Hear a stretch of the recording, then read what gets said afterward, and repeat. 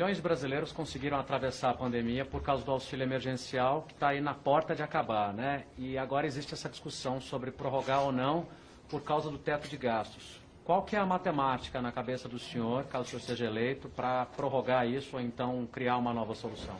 Bom, primeiramente o conceito é de um compromisso muito fiel e muito grande com a responsabilidade fiscal. Com a obediência ao teto de gastos, não se pode gastar aquilo que não se tem. Então, esse compromisso é um compromisso que nós temos de responsabilidade fiscal, alinhados, obviamente, com o governo federal também nesse sentido, para evitar que haja um incremento do déficit público de maneira mais severa. No entanto, nós temos que reconhecer, a pandemia não terminou, há pessoas alcançadas de maneira muito severa pela pandemia e que demandam uma assistência do Estado.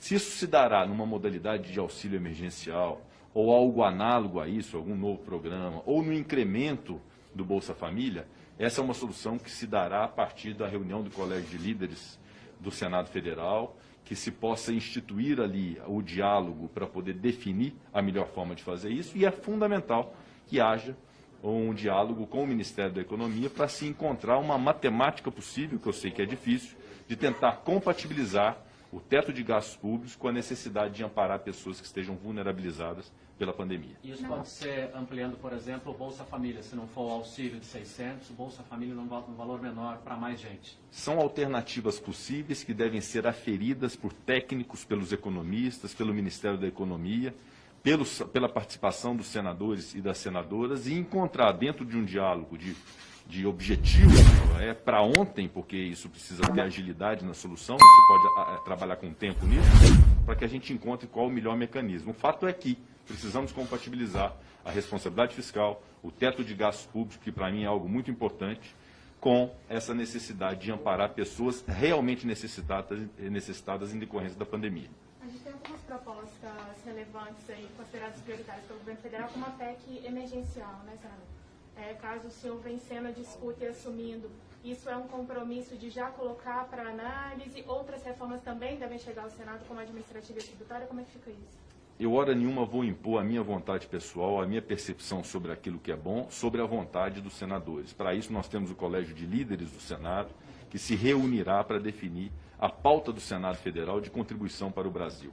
Vou buscar o máximo possível o alinhamento com os demais poderes, inclusive, especialmente o Poder Executivo, e uma das possibilidades é a PEC emergencial, além da PEC da revisão dos fundos públicos, além da PEC do Pacto Federativo, que compõe esse plano Mais Brasil, além também da reforma tributária, da reforma administrativa. O fato é que nós vamos precisar trabalhar e agir para poder cumprir essa etapa do crescimento do Brasil. É um trinômio que nós vamos trabalhar, que é o da saúde pública, do desenvolvimento social e do crescimento econômico do Brasil. Essa será a prioridade absoluta da gestão do Senado Federal. Senador, o senhor falou sobre essa questão do Colégio de Líderes. Eu me lembro que em 2019, mesmo antes da pandemia, uma das reclamações dos senadores era que não havia nem colégio de líderes. Eu cheguei a contar, ficamos quase 3 meses sem reuniões, e também reunião da mesa, passamos quase o ano todo sem. Alguns senadores me disseram que isso seria um compromisso do senhor, e para remendar, se o senhor é candidato ao governo, candidato ao Davi, como que o senhor se denomina? Bom, primeiramente, eu sou líder do Democratas no Senado há 2 anos. O Colégio de Líderes se reuniu, não se reuniu com a regularidade que se esperava por conta da pandemia, mas houve reuniões, sim, do Colégio de Líderes, e a minha pretensão como presidente do Senado é ser ativo, com reuniões semanais, pontuais, em que se possa dar voz a todos os senadores de seus líderes partidários.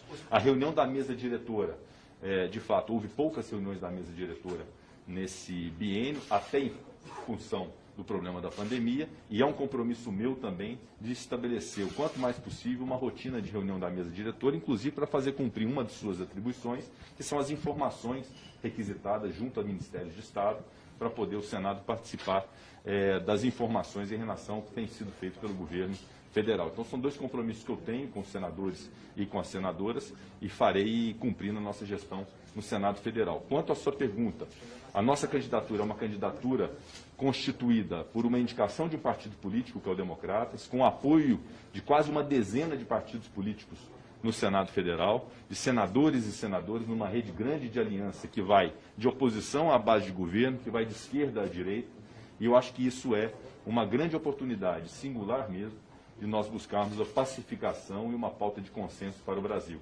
Então nós vamos aproveitar esse momento em que conseguimos angariar tantos diferentes apoios dentro de um propósito comum para fazer a melhor gestão possível no próximo biênio no Senado Federal. O senhor esteve com o presidente na véspera do Natal e é o candidato defendido por ele publicamente, inclusive. Eu queria a opinião pessoal do senhor sobre dois aspectos que são muito caros ao presidente. A questão armamentista, né, que faz parte daquela pauta de costumes dele, e as dúvidas que o presidente coloca com relação ao sistema da urna eletrônica no país. De fato, no dia 24 de dezembro, fizemos uma reunião com o presidente Jair Bolsonaro, acompanhado do presidente Davi Alcolumbre, e ali nós tratamos inclusive da sucessão, e quero apenas afirmar que a nossa candidatura é uma candidatura do Senado Federal, ela pertence aos senadores e às senadoras, e houve uma manifestação de simpatia por parte do presidente da República a essa nossa candidatura, como houve o apoio também do PT, do PDT, de partidos de oposição. Então, essa é uma sinalização muito positiva que nós vamos poder construir uma pauta comum, de essência comum, para bem dos brasileiros. Todo mundo quer gerar emprego, todo mundo quer ver o desenvolvimento da nossa indústria, todo mundo quer ver reformas que sejam importantes para corrigir distorções e combater privilégios. Então, essa é uma pauta comum que nós temos que apartar as divergências, diminuir os atritos e seguir adiante no Senado Federal. A sua segunda pergunta foi quanto a dois temas específicos. A pauta armamentista, isso já foi objeto de deliberação nesses 2 anos sob a gestão do presidente Davi Alcolumbre. Obviamente que no Colégio de Líderes, havendo a pretensão dos senadores para que essa pauta possa ser discutida, obviamente terá todo o campo de abertura para que seja discutida essa e qualquer outra pauta no âmbito do Senado Federal, e não havendo consenso, que se estabeleça aquilo que é de mais caro na democracia, que é a vitória da maioria. Submete-se ao plenário para poder decidir a maioria sobre a pertinência ou não desse tema. O fato é que eu não imporei as minhas convicções em relação a esse tema ao Colégio de Líderes ou aos senadores. Nós vamos discutir essa e outras pautas dentro do Colégio de Líderes para saber se será pautado ou não. E em relação ao outro tema que você disse? As dúvidas do presidente com relação ao sistema, ao sistema eletrônico, é verdade. Eu tenho uma convicção no meu íntimo de que as eleições no Brasil são regulares. A Justiça Eleitoral também afirma essa regularidade e que não há fraude. Há segmentos da sociedade, e inclusive o próprio presidente da República, que lança dúvidas e indícios sobre a lisura do procedimento eleitoral. Isso precisa ser dirimido, até para bem da própria percepção da sociedade sobre a justiça eleitoral brasileira. Então isso precisa ser dirimido à luz de aspectos técnicos, para se aferir se há possibilidade de fraude ou não.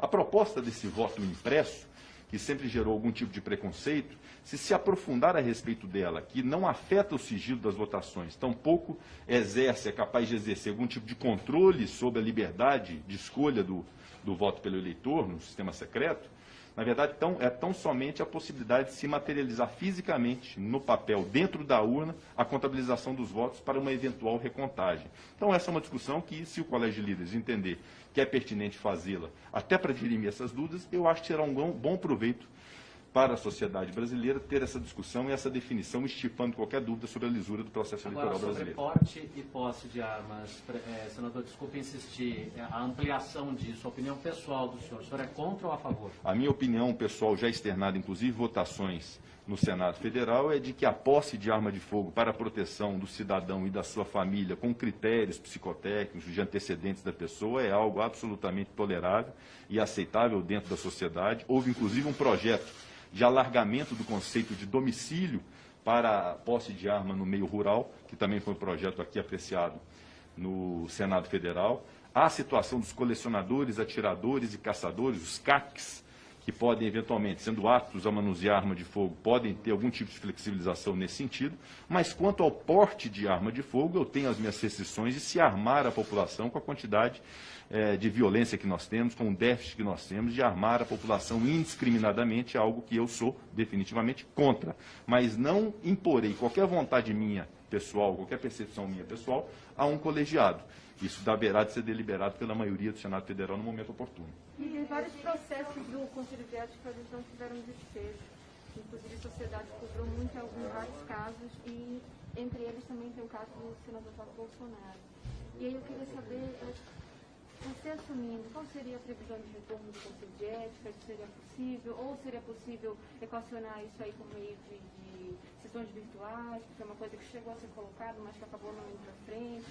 O Conselho de Ética, como os demais órgãos do Senado Federal, tem a sua importância evidente. O Conselho de Ética, ainda mais pela sua independência, são membros eleitos, portanto, têm mandatos que garantem a eles independência, mas o funcionamento do Senado Federal é evidente, ficou comprometido em 2020 em razão da pandemia, priorizou-se as sessões remotas do plenário, as comissões não funcionaram, o Conselho de Ética não funcionou, outros órgãos da Casa também não funcionaram, e o Conselho de Ética, por sua característica e pela discussão que ele trava de processos disciplinares, impõe-se a reunião física presencial para essas deliberações. De modo que agora, com o anúncio da vacina, é uma grande esperança nacional de que essa vacina possa ser alargada para toda a população e imunizar a população brasileira. Eu acredito muito e pretendo que nós possamos voltar ao sistema presencial do Senado, ao pleno funcionamento do Senado, e, evidentemente, o Conselho de Ética, como todos os demais órgãos, funcionarão na sua plenitude. Então, no caso, só depois da vacina, que se ele já tiver um número de senadores...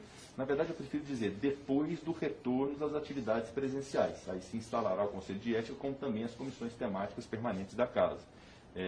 Obviamente que nós vamos ouvir os especialistas, os infectologistas, e ter toda a segurança sanitária para o retorno das atividades presenciais do Senado.